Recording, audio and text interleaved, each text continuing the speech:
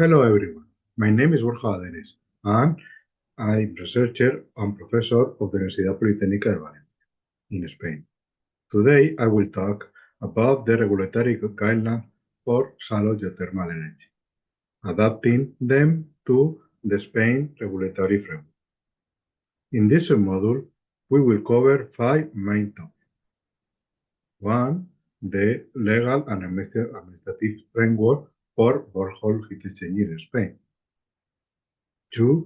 Environmental and monitoring requirements, including when EIA is needed.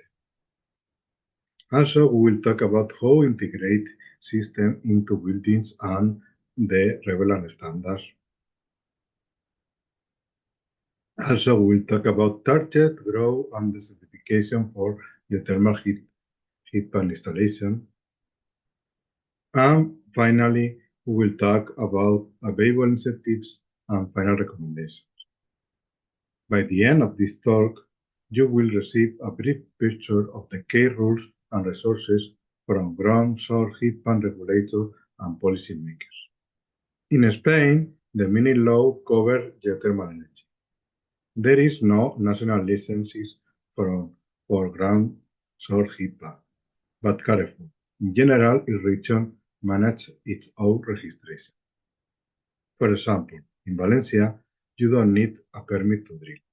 You only need to register the final HVAC system under the written regulation. In Madrid, you need a drilling permit for the borehole. You must register with EICI, the Entidad de Inspección y Control Industrial de la Comunidad de Madrid, giving data of the borehole length, the capacity, and taxes.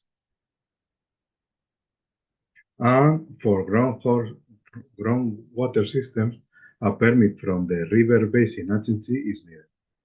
And it takes from 3-6 months and costs almost 500 euros. An environmental impact assessment, EIA, is not required for cross-loop residential system. It is required if the system is over 70 kilowatts or groundwater systems, or if the borehole exceeds 200 meters depth. A detailed report on the thermal impact of your installation, specifically when groundwater aquifers is employed. The processing time is from 3 to 6 months. Other requirement is about monitoring. It's recommended for all installations, but mandatory for systems up to 70 kilowatts. You must track the energy and the power consumption. The equipment cost is approximately 3,000. Two main regulations are applied: the CTE, the Technical Building Code, and the RITE, the Thermal Installation Regulation.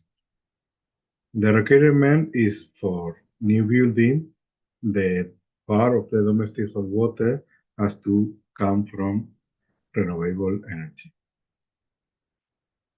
Geothermal heat pumps are considered renewable energy, but they are not specifically required.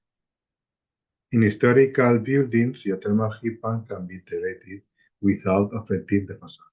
Forecasts predict a growing use of the geothermal energy in the coming years. There are already basic standards and training programs in place, but they are not mandatory. Initiatives such as this course, Geobox course, help designers and installers stay up to date.